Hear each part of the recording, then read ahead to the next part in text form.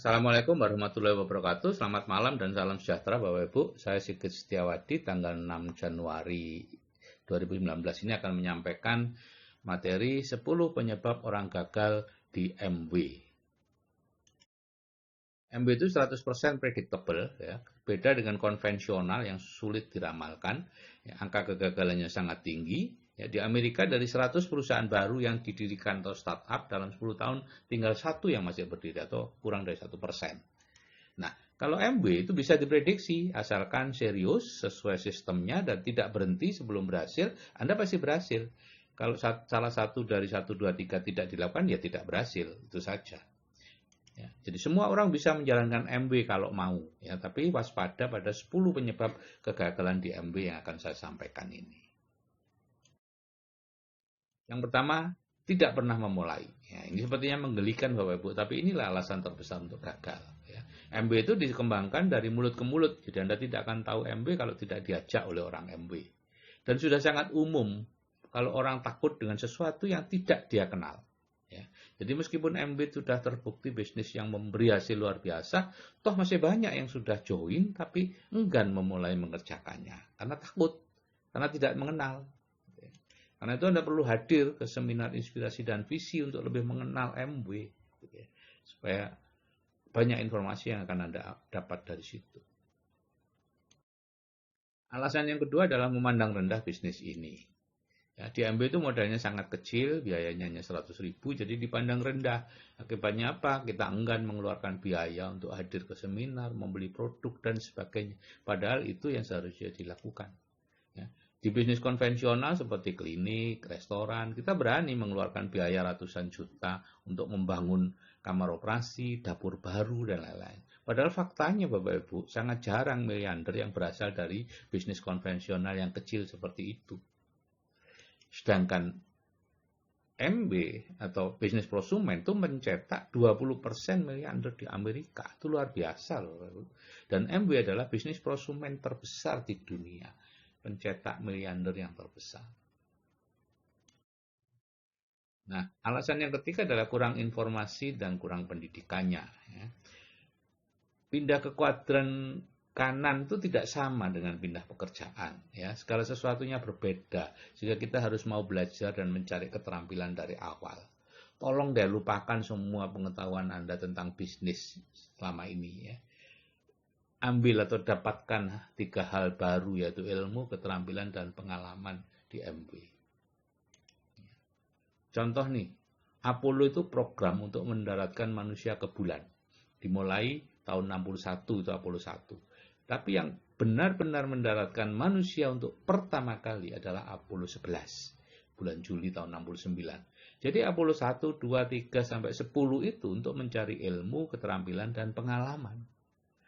Nah, yang lucu, banyak yang berharap di MW itu mengerjakan langsung berhasil. Ya, langsung dapat frontline, langsung dapat ini, dapat itu. Ketika tahun pertama atau kedua tidak berhasil, mereka berhenti. Padahal kita ini masih dalam fase belajar untuk memperoleh ilmu, keterampilan, dan pengalamannya. Saya saja masih terus belajar, Bapak Ibu, belum sepenuhnya memahami bisnis MW ini. Yang keempat adalah egonya terlalu besar. Bisnis MW itu people business atau bisnis yang berhubungan dengan orang, gitu ya. Jadi baik upline maupun downline, gitu ya. Sehingga kita perlu menurunkan ego, perlu meningkatkan toleransi.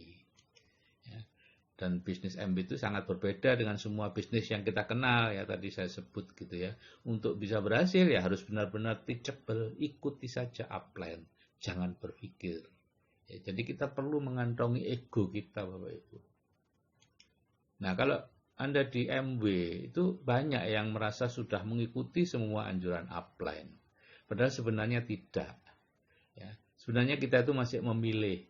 Ya, coba deh Anda perhatikan yang Anda sudah 6 bulan, 7 bulan, 1 tahun belum banyak hasil itu sebetulnya Anda karena masih memilih. Hanya mau melakukan sesuatu yang menurut Anda bisa dilakukan. Yang tidak bisa dilakukan, ya tidak dilakukan. Padahal semuanya seharusnya lakukan saja. Apalagi yang ada hubungannya dengan uang. Misalnya harus hadir di seminar, lakukan Bapak Ibu. Ya, kalau perlu hutang. Teman-teman yang sekarang sudah dapat hasil puluhan juta itu, yang dalam setahun terakhir. Itu dulu, saya masih ingat Juli 2017 itu datang ke seminar inspirasi dan pertamanya itu hutang Bapak Ibu. Bahkan seperti Pak Kosim itu 2 kali datang itu masih hutang terus gitu ya. Jadi lakukan saja. Alasan yang kelima adalah kurang sabar. Bisnis MB itu bukan bisnis yang bekerja langsung mendapat uang. Ya, ada fase menanam, ada fase memanen. Jadi perlu sabar. Ya. Banyak kisah orang sukses yang sangat lambat di awalnya. Ya, contohnya Mit Salah itu Crown Ambassador, founders Crown Ambassador dari Australia yang punya bisnis di Indonesia ini, upline kita semua. Selama 17 bulan dia hanya peringkat 3%. Sekarang Crown Ambassador. Seorang Crown Ambassador dari Cina baru pada presentasi yang ke-310 mendapatkan frontline. Sekarang Crown Ambassador. Jadi sabar. Gitu ya. Di MB itu tidak ada kata gagal. Yang ada adalah kita berhenti terlalu cepat. Barulah kita gagal. Alasan keenam, tidak menetapkan goal yang jelas. Gitu ya. Apa saja yang dikerjakan tanpa target, ya gagal Bapak Ibu. Ya. Perbedaan bekerja dengan goal dan bekerja tanpa goal itu adalah hasilnya yang berbeda.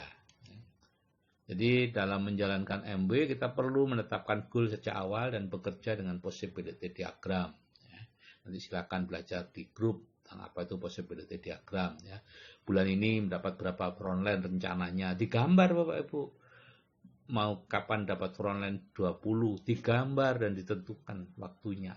Kapan peringkat 6%, 9%, dan seterusnya itu sudah ditentukan di depan. Yang ketujuh, alasannya teamworknya kurang. Ya.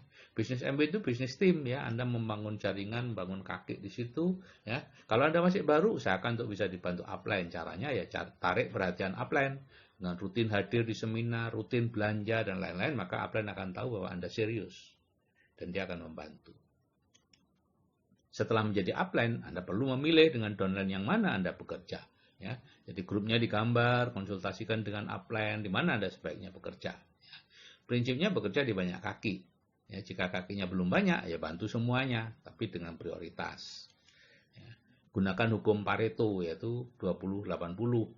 20% orang akan menghasilkan 80% hasil. Jadi bekerja dengan 20% orang downline Anda yang bisa, yang memberi 80% hasil, yaitu mereka yang semangat. Alasan yang ke-8 adalah kurang kerja, ya karena banyak menganggap MB itu sebagai bisnis sampingan, ya sehingga hanya dikerjakan bila sempat. Padahal orang itu sehari-hari mau loh bekerja 7-8 jam sehari untuk gaji 5 juta sebulan, atau 25.000 per jam dan rajin banget. Tapi untuk mengerjakan bisnis MB, rutin, menyisihkan 2 atau 4 jam sehari, masih mikir-mikir. Padahal sudah sangat terbukti nilai kerja di MB itu adalah 5 juta per jam. Saya ulangi ya, 5 juta per jam. Cuman bedanya memang kalau di bisnis atau pekerjaan konvensional kita jual waktu sehingga langsung dibayar. Kalau di MB kita menanam waktu. Ya, ada fase menanam dan nanti ada fase memanen. Alasan yang ke-9 adalah kebingungan dan keraguan. Ya. Biasanya karena belum bisa menjawab dengan tegas dua pertanyaan ini. Apakah bisnis MB ini memang sebaik yang sering diceritakan itu? Yang kedua, apakah saya bisa menjalankan bisnis MB ini? Nah, cari jawabannya Bapak Ibu di seminar inspirasi dan visi. Ya, kemudian kita sering mudah bingung oleh strategi yang berubah. Seperti kemarin SPO, sempat kita lakukan selama beberapa bulan, kemudian dilarang MB karena banyak efek sampingnya. Gitu ya. Dan itu cuma strategi atau skema bisnis yang masih bisa berubah sesuai kondisi. Nggak usah bingung. Yang penting adalah Bapak Ibu tidak boleh merubah ini. Ya. Sistem bakunya. Kita memindahkan belanja kita dari toko lain ke MB dan mengajak orang lain juga memindahkan belanjanya dari toko lain ke MB. Salah satu nggak ada, bisnis Bapak Ibu nggak bisa. Yang ke-10 terakhir adalah gagal membawa dari kepala ke hati. Ya. Jadi mereka yang menjalankan bisnis MB itu adalah orang yang ingin berubah. Seperti saya ingin berubah. Saya tahun 2003, umur 49 tahun waktu itu. Belum punya aset, punya beban yang banyak. Ya. Sehingga setiap bulan saya harus bekerja keras sebagai dokter kandungan untuk mendapatkan hasil puluhan juta untuk memutar ekonomi.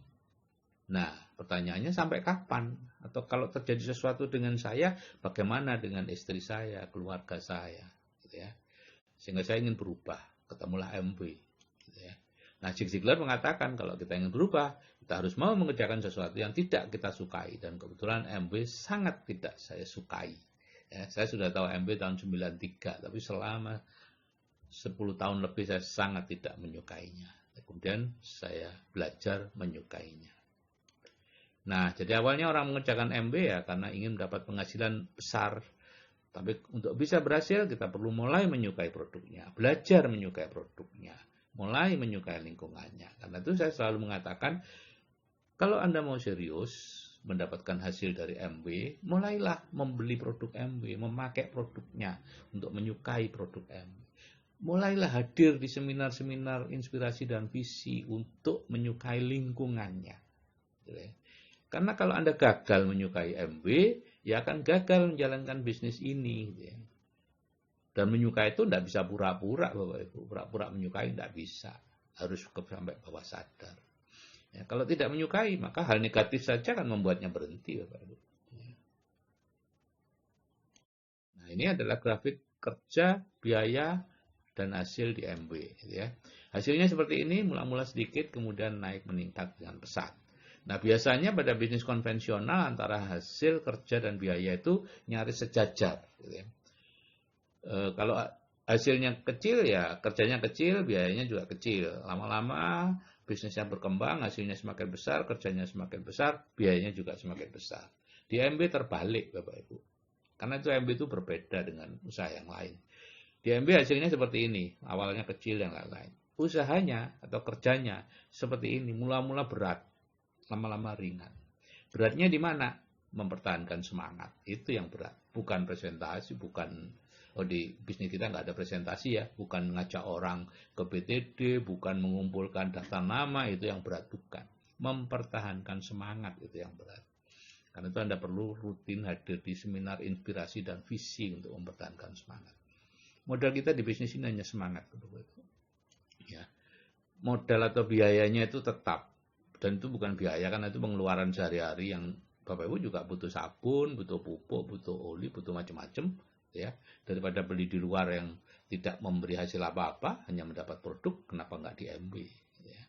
Nah, seperti ini. Nah, itu ada titik persilangan 3 itu namanya BEP kalau tidak salah ya, break even point atau apa gitu.